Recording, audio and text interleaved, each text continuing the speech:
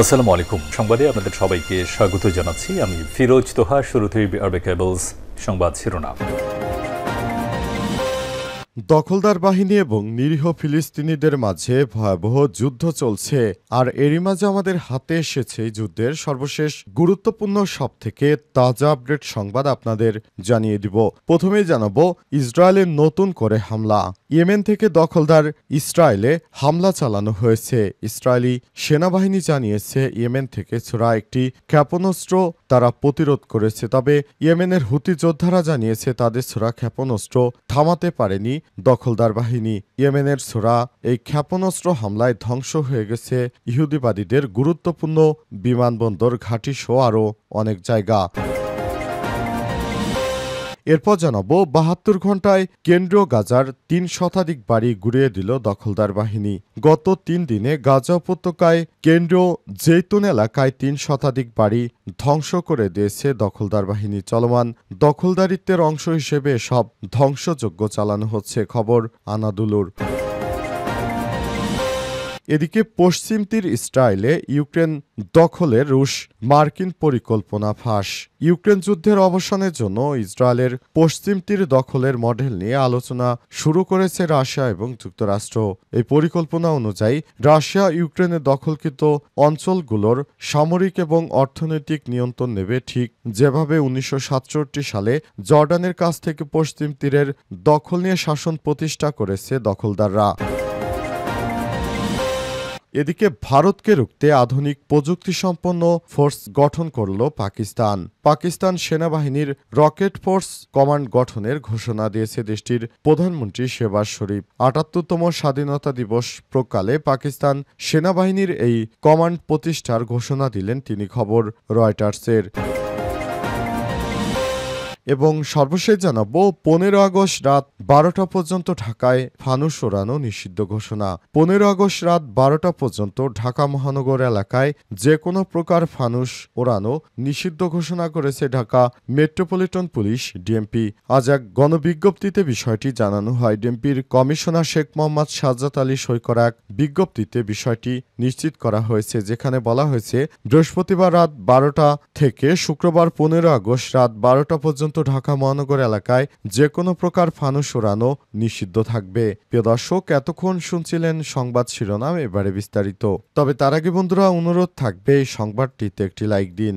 এই চ্যানেলে আপনি নতুন হয়ে থাকলে আমাদের সংবাদটি দেখতে দেখতে চ্যানেলটি সাবস্ক্রাইব করে রাখুন। কমেন্ট করে বন্ধুরা আপনার মূল্যবান মতামত জানিয়ে দিন আপনি বিশ্বের কোন দেশ থেকে বা বাংলাদেশের কোন স্থান থেকে আমাদের সংবাদটি দেখছেন এবং শুনছেন। আর বন্ধুরা, গাজা যুদ্ধে আপনি যদি নিরীহ ফিলিস্তিনিদের ভালোবেসে থাকেন, কমেন্টে ইয়েস লিখে বিশ্ববাসীকে জানিয়ে দিন। সংবাদটি আপনার সোশ্যাল মিডিয়া ফেসবুকে শেয়ার করে বন্ধুদেরও দেখার সুযোগ করে দিন। এবারে বিস্তারিত।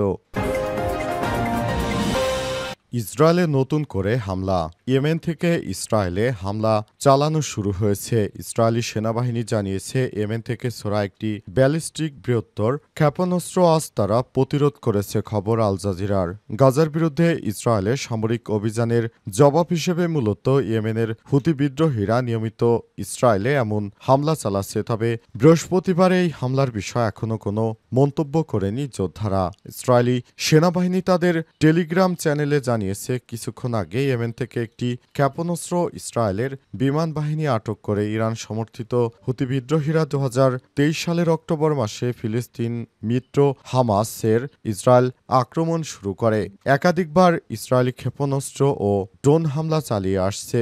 যোদ্ধাদের দাবি তারা ফিলিস্তিনের সমর্থনে সব হামলা চালাচ্ছে। গাজায় দুই হামাসের যুদ্ধবিরতির সময় তারা হামলা স্থগিত রাখলেও মার্চে সেই বিরতি শেষ হওয়ার পর ইসরায়েলে বড় ধরনের অভিযান শুরু করলে তারা ফের হামলা চালায়। ইসরায়েলের হামলায় সমস্ত স্থাপনা গুঁড়িয়ে দেওয়া হচ্ছে। ফিলিস্তিনের অধিকৃত অঞ্চলটি পুরো ফাঁকা করে ফেলা হয়েছে। সেসব জায়গা যেসব ভবন ছিল সেসব ভবনগুলোকে গুঁড়িয়ে দেওয়া হয়েছে। একে একে সমস্ত স্থাপনা গুঁড়িয়ে দেওয়া হয়েছে। এসব স্থাপনা গুঁড়িয়ে দেওয়ার ফলে সেখানে আর কোনো মানুষজন এখন বসবাস করতে পারছে না।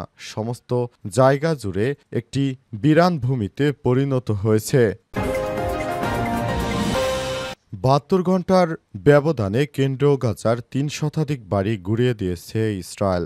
গত ৩ দিনে গাজা উপত্যকার কেন্দ্রীয় জেতুন এলাকায় ৩ শতাধিক বাড়ি ধ্বংস করে দিয়েছে ইসরায়েল। চলমান দখলদারিত্বের অংশ হিসেবে এই ধ্বংসযজ্ঞ চালানো হচ্ছে খবর আনাদুলুর। গাজা সিভিল ডিফেন্সের মুখপাত্র মাহমুদ বাসাল জানান, জেতুন এলাকায় দখলদার বাহিনী ব্যাপক হামলা চালিয়েছে এবং ইচ্ছাকৃতভাবে বেসামরিক আবাসিক অঞ্চলগুলোকে লক্ষ্যবস্তু বানিয়েছে। তিনি বলেন, দখলদার বাহিনী বিশেষ করে ৫ তলা বা তার বেশি উচ্চতার ভবনগুলোকে নিশানা করছে। হামলায় ব্যবহৃত শক্তিশালী বিস্ফোরকের কারণে আশপাশের ভবনগুলো ধসে পড়ছে। কিছু বাড়ি ধ্বংস করার সময় ভবনের বাসিন্দারা ছিলেন। কোনো পূর্ব সতর্কতা ছাড়া এসব ধ্বংসযজ্ঞ চালানো হয়েছে। তীব্র গোলাবর্ষণের কারণে সিভিল ডিফেন্সের কর্মীরা আহতদের কাছে পৌঁছাতে পারেনি। এদিকে গাজা উপত্যকায় চলমান দখলদার বাহিনীর গণহত্যা এখন পর্যন্ত ৬১,৭২২ জন ফিলিস্তিনি নিহত হয়েছে। যুদ্ধ শুরুর পর থেকে আহত হয়েছে ১,৫৪,৫২৫ জন। গত নভেম্বরে আন্তর্জাতিক অপরাধ আদালত গাজায় যুদ্ধ অপরাধ ও মানবতার বিরুদ্ধে অভিযোগে দখলদার বাহিনীর প্রধানমন্ত্রী বেঞ্জামিন নেতানিয়াহু এবং সাবেক প্রতিরক্ষা মন্ত্রী ইয়োভ গ্যালেন্টের বিরুদ্ধে গ্রেপ্তারি পরোয়ানা জারি করা হয়। এছাড়াও গাজায় গণহত্যার অভিযোগে ইসরায়েলের বিরুদ্ধে আন্তর্জাতিক বিচার আদালতেও মামলা চলছে। অবস্থায় কোনোভাবেই এই দখলদারির প্রধানমন্ত্রী পৃথিবীর অন্য কোনো রাষ্ট্রে যেতে পারছে না। তিনি একরকম তার নিজের দেশে অবরুদ্ধ হয়ে আছেন, কারণ কোনো রাষ্ট্রে গেলেই তাকে আন্তর্জাতিক আদালতের মাধ্যমে গ্রেপ্তার করা হবে। সুতরাং এই ভয়ে এখন আর এই ইহুদিবাদীরা রাষ্ট্র থেকে বের হচ্ছে না। পশ্চিম তীর স্টাইলে ইউক্রেন দখলে রুশ পরিকল্পনা ফাঁস। ইউক্রেন যুদ্ধের অবসানের জন্য ইসরায়েলের পশ্চিম তীর দখলের মডেল নিয়ে আলোচনা করছে রাশিয়া এবং যুক্তরাষ্ট্র। এই পরিকল্পনা অনুযায়ী রাশিয়া ইউক্রেনে দখলকৃত অঞ্চলগুলোর সামরিক ও অর্থনৈতিক নিয়ন্ত্রণ নেবে। ঠিক এভাবে ১৯৬৭ সালে জর্ডানের কাছ থেকে পশ্চিম তীর দখলের পর সেখানে শাসন প্রতিষ্ঠা করছে দখলদাররা। সূত্রের বরাত দিয়ে যুক্তরাজ্য ভিত্তিক দ্য টাইমস জানিয়েছে, এই প্রস্তাব কয়েক সপ্তাহ আগে মার্কিন প্রেসিডেন্ট ট্রাম্পের শান্তিদূত স্টিভ উইটকপ ও রুশ কর্মকর্তাদের আলোচনায় ওঠে। উইটকপ মধ্যপ্রাচ্যে শান্তি প্রতিষ্ঠার দায়িত্বে আছেন এবং তিনি এমন ধারণাকে সমর্থন করেন। মার্কিন কর্মকর্তারা মনে করেন, এই মডেলের সংবিধান অনুযায়ী গণভোট ছাড়া ভূখণ্ড ছাড়ার সাংবাদিক বাধা এড়িয়ে যেতে পারবে ইউক্রেন। ইউক্রেনের প্রেসিডেন্ট জেলেনস্কি বারবার বলেছেন তিনি ভূমি ছাড়তে রাজি নন, তবে অকুপেশন মডেল এই যুদ্ধে বিরতি টানার উপায় হতে পারে বলে মনে করা হচ্ছে। এই পরিকল্পনায় ইউক্রেনের আন্তর্জাতিক সীমানা অপরিবর্তিত থাকবে। যেভাবে পশ্চিম তীরের সীমানা ৫৮ বছর ধরে অপরিবর্তিত থাকলেও ইসরায়েলের নিয়ন্ত্রণেই রয়েছে। আজ আলাস্কায় প্রেসিডেন্ট ট্রাম্প ও ভ্লাদিমির পুতিনের বৈঠকের আগে হোয়াইট হাউসের কাছে এমন বিষয়ে মন্তব্য জানতে চাইলে পশ্চিম তীর মডেলের কথা জানা গেছে। একটি সূত্র বলছে, এটা হবে ঠিক যেভাবে ইসরায়েল পশ্চিম তীর দখল করে রেখেছে। সেখানে একজন গভর্নর থাকবে, অর্থনীতি রাশিয়ার সঙ্গে যুক্ত হবে, কিন্তু নামটা থাকবে ইউক্রেন। ইউক্রেন কখনো তার সার্বভৌম ছাড়বে না, কিন্তু বাস্তবে এটি হবে দখল হয়ে যাওয়া অঞ্চল, অর্থাৎ এই অঞ্চল সম্পূর্ণ রাশিয়া এই অঞ্চলটিতে কর্তৃত্ব স্থাপন করবে।